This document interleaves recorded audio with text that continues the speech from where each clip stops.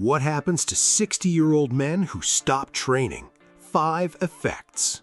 5 things happen to men over 60 when they stop training, and most of them start before you notice anything is wrong. You might already be feeling one of them right now and attributing it to age. Muscle loss that arrives without pain. A cardiovascular drop faster than aging itself. A hormonal decline with no natural floor. Cognitive slowdown nobody connects to the gym, and a body composition shift that happens without changing a single meal. Effect 1. Accelerated sarcopenia, the muscle that leaves without saying goodbye. After 60, the body loses between 1 and 2% of muscle mass per year without resistance training. When training stops completely, that rate doubles. The problem isn't the number, it's the silence. Muscle loss at this rate produces no pain signal, no visible moment of change, no morning where the man wakes up and notices something is different. The process is invisible until it isn't. The first signs appear in the most ordinary places: stairs that require more effort than they used to, grocery bags that feel heavier, getting up from a low chair that now requires pushing off with the arms. By the time those signals register, 2 to 3 years of muscle loss have already happened. And recovering that muscle after 60 isn't symmetric with losing it. Muscle protein synthesis in response to training operates 30 to 40% below the efficiency it had a decade ago. The body that took 2 years to lose that tissue will take significantly longer to rebuild it, and will never fully return to the baseline that existed before the stop.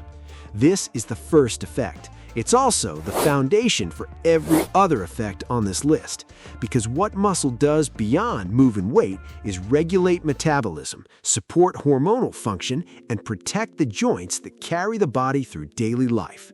When the muscle goes, it doesn't go alone.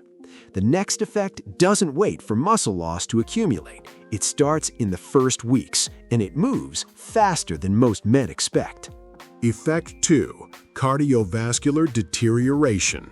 VO2 max, the measure of how efficiently the heart and lungs deliver oxygen to working muscle, declines 1% per week in the first 8 weeks without training in men over 60.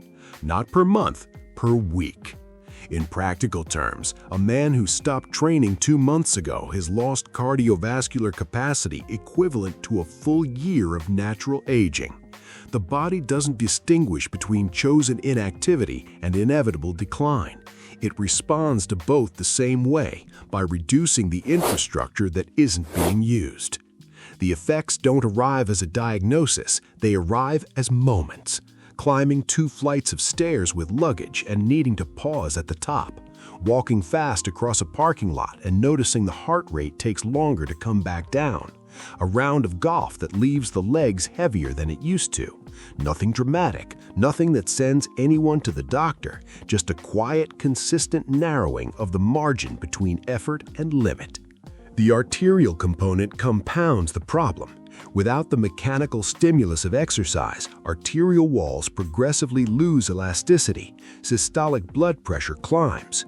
The doctor who previously said, "Keep doing what you're doing," starts discussing numbers that weren't a conversation before. 2 months of inactivity, 1 year of cardiovascular aging equivalent. The math doesn't improve with time. The third effect is the one most men feel but never name correctly. It shows up in energy, in mood, in the mirror, and it has a direct hormonal mechanism that the body won't correct on its own. Want a strong and healthy body? Hit the like button. If you're not subscribed to the channel yet, click the subscribe button. Effect 3. Hormonal decline with no natural floor. Resistance training is one of the only non-pharmaceutical stimuli that slows the natural testosterone decline after 60. When training stops, that break disappears. Studies document an additional drop in free testosterone of 15 to 20% in the first 12 months after men over 60 abandon resistance training. Not total testosterone, free testosterone, the fraction the body can actually use, the fraction that determines energy, drive, body composition, and sexual function. The effects don't arrive together, they arrive in sequence. First, libido drops, quietly, gradually, in a way the man attributes to stress or age. Then motivation flattens, not depression, just a reduced impulse to initiate anything that requires sustained effort. Then the abdomen starts accumulating fat without any change in diet because the metabolic environment that was keeping it in check no longer exists. Then sleep fragments. Then mood becomes less stable in ways that are difficult to articulate but impossible to ignore. Each symptom gets its own explanation: stress, work, getting older. The connection to the training that stopped 12 months ago never gets made, because 12 months is a long time, and the decline was gradual enough to feel like background noise. The 4/3 doesn't hold on its own, and the testosterone that falls in this window doesn't return to its previous baseline when training resumes. The starting point has permanently shifted. That's not a motivational statement, that's the documented trajectory. The fourth effect moves out of the body entirely into the mind, and it's the one most men in this video will recognize in someone they know before they recognize it in themselves. Effect 4. Cognitive slowdown. Exercise stimulates BDNF, brain-derived neurotrophic factor, the protein responsible for forming new neural connections, maintaining existing neurons, and supporting the processing speed that makes thinking feel effortless. In men over 60 who stop training, BDNF levels drop within 8 to 12 weeks. The cognitive effects don't arrive as memory loss, they arrive as friction. Names that take a half-second longer to surface. Conversations where the thread gets lost and has to be picked back up. Paragraphs that require a second read where one used to be enough. Decisions that feel heavier than their actual weight. Nothing alarming, nothing that would prompt a neurological evaluation, just a consistent low-level increase in the effort required to think clearly. The man experiencing this attributes it to age, to workload, to sleep quality, all plausible, all potentially contributing. What doesn't make the list is the training he stopped 8 weeks ago. The connection between physical exercise and cognitive function is documented across decades of research, not as correlation, but as mechanism. BDNF production is directly stimulated by resistance and cardiovascular training. 2 sessions per week maintain levels that measurably protect cognitive function in men over 60. Below that threshold, the protection erodes on a timeline that matches the symptom onset most men never trace back to the gym. The body and the brain are running on the same system.